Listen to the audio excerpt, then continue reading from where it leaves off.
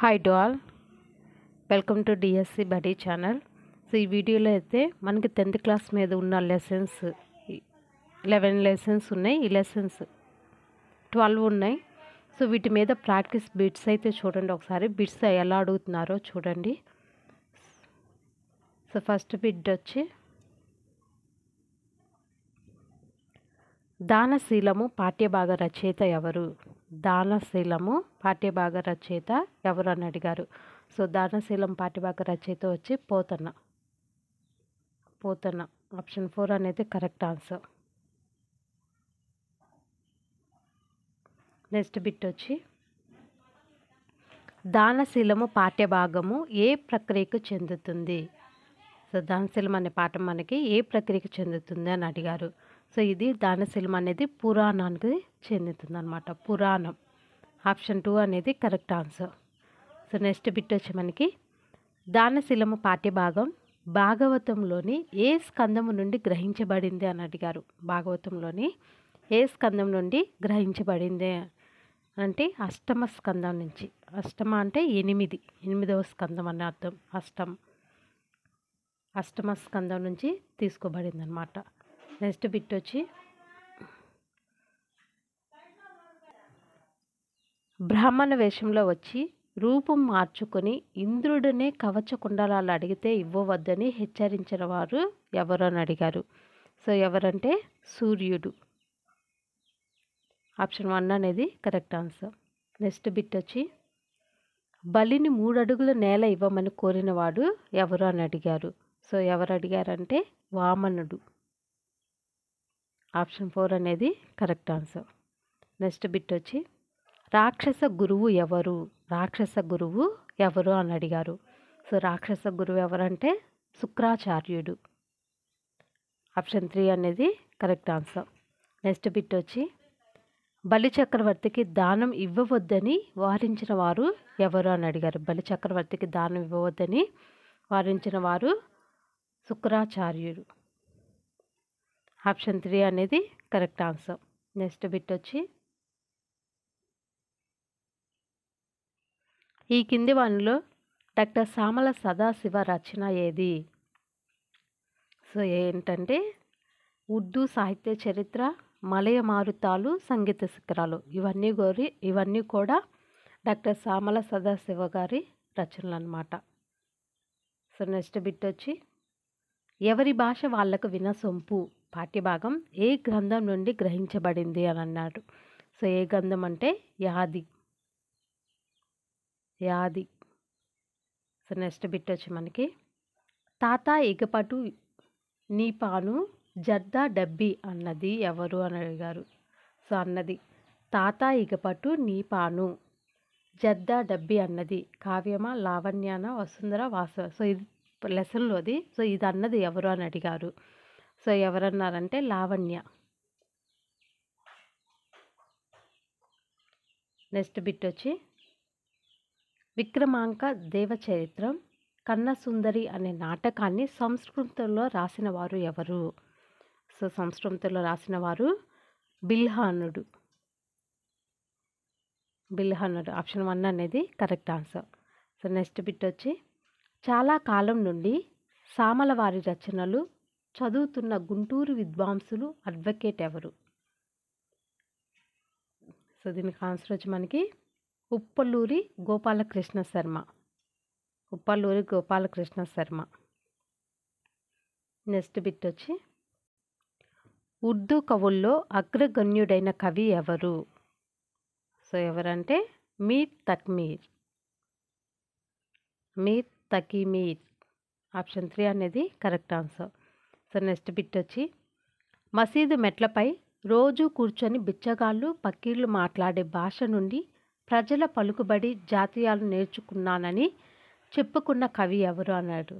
మసీదు మెట్లపై రోజు కూర్చొని బిచ్చగాళ్ళు పక్కీళ్ళు మాట్లాడే భాష నుండి అలాగే ప్రజల పలుకుబడి జాతీయాలు నేర్చుకున్నానని చెప్పుకున్న కవి ఎవరు అని అడిగారు. సో ఎవరంటే మీర్ తకీమీర్. ఆప్షన్ 1 అనేది కరెక్ట్ ఆన్సర్. నెక్స్ట్ బిట్ వచ్చి వీర తెలంగాణ పాఠ్యభాగం ఏ ప్రక్రియకి చెందును? సో వీర తెలంగాణ పాఠ్యభాగం పద్య ప్రక్రియను.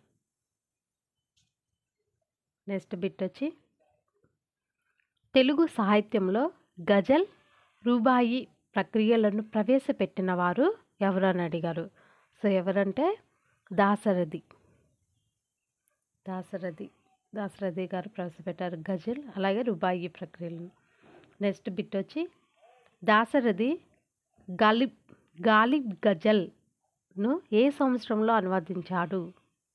సో ఏ సంవత్సరంలో అంటే 1961 సంవత్సరం. నెక్స్ట్ బిట్ వచ్చి నా గీతావళి ఎంత దూరం ప్రయాణం బోనో అందాక ఈ భూగోళమ్మన కగ్గిపెట్టెదా అన్నవాడు ఎవరు అన్నారు. నా గీతావళి ఎంత దూరం ప్రయాణం బోనో అందాక ఈ భూలోగమ్మన కగ్గిపెట్టెదా అన్నవాడు ఎవరు అన్నారు. సో ఎవరన్నారంటే ఈ మాట దాశరథి గారు. నెక్స్ట్ బిట్ వచ్చి తిమిరంతో సమరం గ్రంథానికి కేంద్ర సాహిత్య అకాడమీ బహుమతి ఏ సంవత్సరంలో వచ్చింది. తిమిరంతో సమరం గ్రంథానికి కేంద్ర సాహిత్య అకాడమీ బహుమతి ఏ సంవత్సరంలో వచ్చింది అని అడిగారు. సో ఎప్పుడంటే 1974 సంవత్సరంలో వచ్చింది. నెక్స్ట్ బిట్ వచ్చి తెలంగాణమ్మున గడ్డిపోచయ్యన్ సంధించదన్ కృపానమ్ము అన్నవాడు ఎవరు. తెలంగాణమ్మున గట్టిపోచయ్యన్ సంధించదన్ కృపానమ్ము అన్నవాడు ఎవరు అని అడిగారు. సో ఎవరన్నారంటే దాశరథి. నెక్స్ట్ బిట్ వచ్చి అగ్నిధారను అంకితం పొందినవాడు.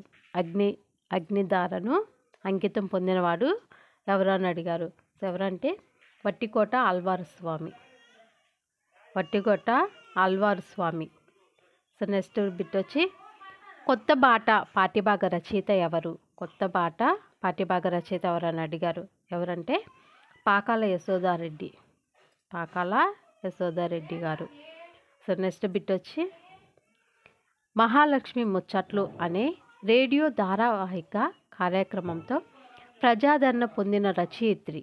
మహాలక్ష్మి ముచ్చట్లు అనే రేడియో ధారావాహిక కార్యక్రమంతో ప్రజాదరణ పొందిన రచయిత్రి ఎవరు అని అడిగారు. సో ఎవరంటే యశోదారెడ్డి.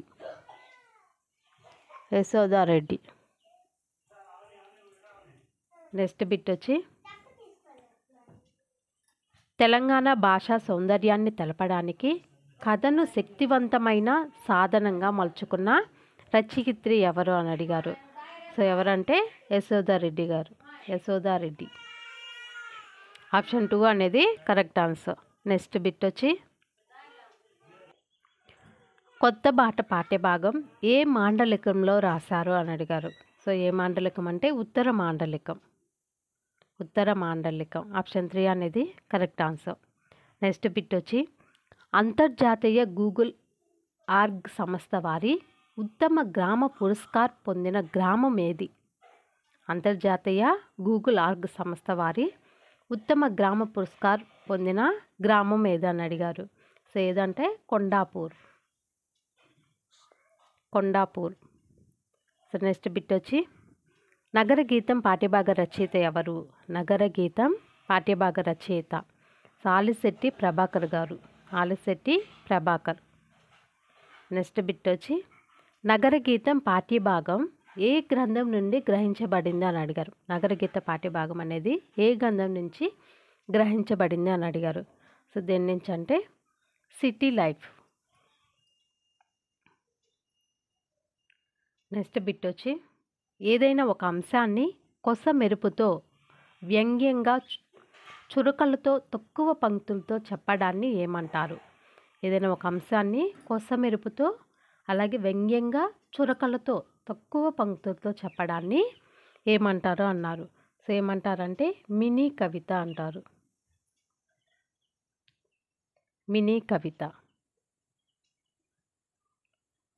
నెక్స్ట్ బిట్ వచ్చి ఆలిశెట్టి ప్రభాకర్ రాసిన తొలి కవితా సంపుటి ఏది. ఆలిశెట్టి ప్రభాకర్ గారు రాసిన తొలి కవితా సంపుటి ఏది అని అడిగారు. సో ఏంటంటే ఎర్ర పావురాలు.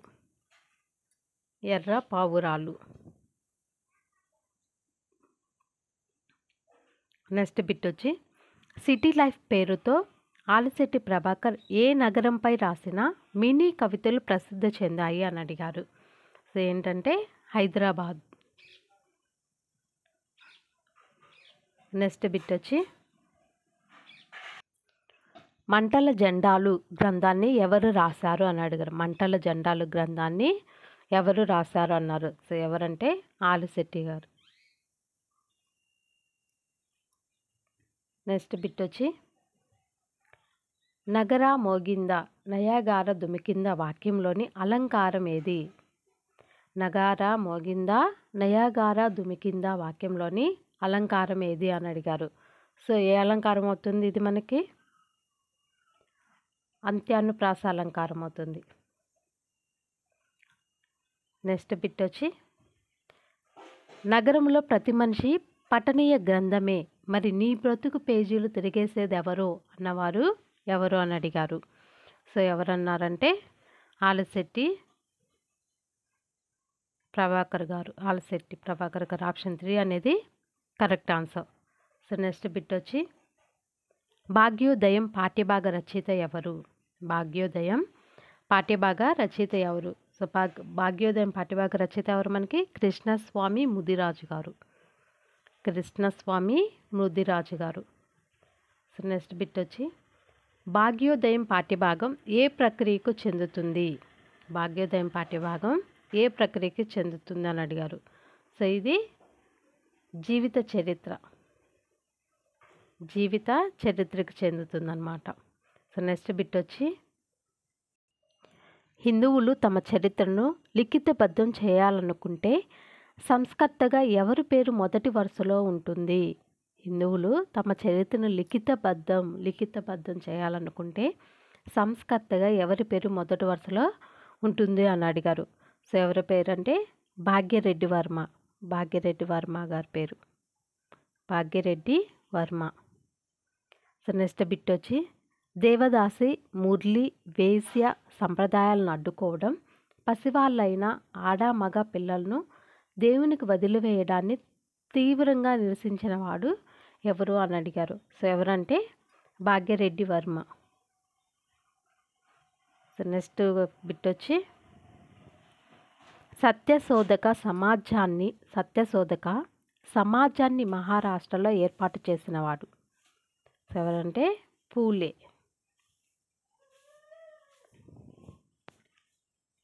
నెక్స్ట్ బిట్ వచ్చి 1926లో హైదరాబాదులో ఆది హిందూ మహాసభను ఏర్పాటు చేసినవారు. సో ఎవరు ఏర్పాటు చేశారు? బిఎస్ వెంకట్రావు గారు. బిఎస్ వెంకట్రావు గారు. ఆప్షన్ 4 అనేది correct answer. So next bit వచ్చి శాసన సాహిత్యంలో తెలుగు భాషా వికాసం అంశంపై పరిశోధన చేసినవారు. శాసన సాహిత్యంలో తెలుగు భాషా వికాసం అంశంపై పరిశోధన చేసిన వారు ఎవరు అని అడిగారు. సో ఎవరంటే బిఎన్ శాస్త్రి గారు. బిఎన్ శాస్త్రి గారు. నెక్స్ట్ బిట్ వచ్చి ఈ కింది వానిలో శతక లక్షణం కానిది ఏది? శతక లక్షణం కానిది ఏది అని అడిగారు. సో ఏదంటే శతక లక్షణం కానిది వర్ణన నైపుణ్యం. వర్ణన నైపుణ్యం. నెక్స్ట్ బిట్ వచ్చి మనకి రాజులత్ములు వారి సేవ నరక ప్రాయంబు అని రాజనింద చేసిన వారు ఎవరు అని అడిగారు. సో ఎవరంటే దూర్జిటి. నెక్స్ట్ బిట్ వచ్చి తెలంగాణలోని జానపదులు కూడా అలవోకగా పాడుకునే పద్యాలు శేషప్ప కవి ఏ శతకంలోనివి? సో దేంట్లో అంటే మనకి నరసింహ శతకంలోని. నరసింహ శతకం. నెక్స్ట్ బిట్ వచ్చి అవధాని శశాంక ఆసు కవితా కేసరి అనే బిరుదులు గలవారు ఎవరు? అవధాని శశాంక ఆసు కవితా కేసరి అనే బిరుదులు కలవారు ఎవరు అని అడిగారు. సో ఎవరంటే గుమ్మన్న గారి లక్ష్మీ నరసింహ శర్మ. గుమ్మన్న గారి లక్ష్మీ నరసింహ శర్మ. నెక్స్ట్ బిట్ వచ్చి గుమ్మన్న గారి లక్ష్మీ నరసింహ శర్మ ఏ రాగంలో చేసిన పద్య పఠనం ప్రత్యేకమైనది? ఏ రాగంలో చేసిన పద్య పఠనం అనేది ప్రత్యేకమైనది అని అడిగారు. సో దేనిలో అంటే హిందోల రాగం. హిందోల రాగం. నెక్స్ట్ బిట్ వచ్చి గడిగే భీమకవి జన్మించిన నాగరకుంట ఏ జిల్లాలో ఉంది అని అడిగారు. గడిగే భీమకవి జన్మించిన నాగరకుంట అనే ఊరు, నాగరకుంట అనే ఊరు ఏ జిల్లాలో ఉంది అని అడిగారు. సో ఏ జిల్లాలో ఉందంటే రంగారెడ్డి జిల్లాలో ఉంది. రంగారెడ్డి జిల్లా. నెక్స్ట్ బిట్ వచ్చి బ్రతకవచ్చుగాక బహుబంధనములైన వచ్చుగాకలేమి వచ్చుగాక. బ్రతకవచ్చుగాక బహుబంధనములైన వచ్చుగాక లేమి వచ్చుగాక అనే పద్యంలోని ఛందస్సు ఏది అని అడిగారు. సో దీంట్లో ఛందస్సు ఆటవెల్లది. ఆటవెల్లది. నెక్స్ట్ బిట్ వచ్చి లక్ష్యసిద్ధి పాఠ్యభాగం ఏ ప్రక్రియకు చెందును అని అడిగారు. లక్ష్యసిద్ధి పాఠ్యభాగం అనేది ఏ ప్రక్రియకు చెందును అని అడిగారు. సో ఏ ప్రక్రియకు చెందుతుందంటే సంపాదకీయ వ్యాసం. సంపాదకీయ వ్యాసం. నెక్స్ట్ బిట్ వచ్చి తక్కువ మాటల్లో పాఠకులను ఆకట్టుకునేటట్లు ఆలోచించేటట్లు చేయడం దేని లక్షణం? తక్కువ మాటల్లో పాఠకులను ఆకట్టుకునేటట్లు అలాగే ఆలోచించేటట్లు చేయడం అనేది దేని యొక్క లక్షణం అని అడిగారు. సో దేని యొక్క లక్షణం అంటే సంపాదకీయం. నెక్స్ట్ బిట్ వచ్చి తెలంగాణ సచివాలయంలో ఏ దేవత విగ్రహం ఉండేది? తెలంగాణ సచివాలయంలో ఏ దేవత విగ్రహం ఉండేది అని అడిగారు. సో ఎవరి విగ్రహం ఉంటుందంటే నల్లపోచమ్మ. నెక్స్ట్ బిట్ వచ్చి ఎన్నాళ్ళలో వేచిన ఉదయం అనే వ్యాసం ఏ పత్రికలో వచ్చింది? ఎన్నాళ్ళలో వేసిన ఉదయం అనే వ్యాసం ఏ పత్రికలో వచ్చింది అని అడిగారు. సో దేంట్లో వచ్చిందంటే ఈనాడు. నెక్స్ట్ బిట్ వచ్చి పొద్దు పొడుపు వ్యాసాన్ని ముద్రించిన పత్రిక ఏది? పొద్దు పొడుపు అనే వ్యాసాన్ని ముద్రించిన పత్రిక ఏది అని అడిగారు. సో ఏదంటే ఆంధ్రజ్యోతి. నెక్స్ట్ బిట్ వచ్చి తెలంగాణకు నవవసంతం అనేది ఏ పత్రికలో ప్రచురించబడింది? ఏ పత్రికలో ప్రచురించబడింది అని అడిగారు. సో విశాలాంధ్ర. తెలంగాణకు నవవసంతం అనేది ఏ పత్రికలో ప్రచురించబడింది అని అడిగారు. సో విశాలాంధ్ర. నెక్స్ట్ బిట్ వచ్చి గోల్కొండ సంపాదకుడిగా సురవరం ప్రతాపరెడ్డి ఏ సంవత్సరంలో నియమించబడ్డాడు? సో ఏ సంవత్సరంలో అంటే 1939 ఆగస్టు 3. నెక్స్ట్ బిట్ వచ్చి తాత్కాలానికి చెందినవే అయినప్పటికీ భిన్నమైన కాలాలకు వర్తించేవి ఏవి? సో ఏవంటే సంపాదకీయాలు. నెక్స్ట్ బిట్ వచ్చి జీవన భాష్యం పాఠ్యభాగ రచయిత ఎవరు అని అడిగారు. జీవన భాష్యం పాఠ్యభాగ రచయిత ఎవరంటే సి నారాయణ రెడ్డి గారు. నెక్స్ట్ బిట్ వచ్చి జీవన భాష్యం పాఠ్యభాగం ఏ ప్రక్రియకు చెందును? సో ఏ ప్రక్రియకు అంటే గజల్. నెక్స్ట్ బిట్ వచ్చి గజల్లో ఉండే పల్లవిని ఏమంటారు అని అడిగారు. గజల్లో ఉండే పల్లవిని మత్లా అంటారు. మత్లా.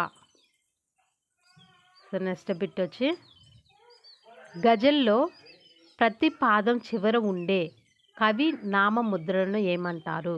గజల్లో ప్రతి పాదం చివర ఉండే కవి నామముద్రను ఏమంటారు అని అడిగారు. సో ఏమంటారంటే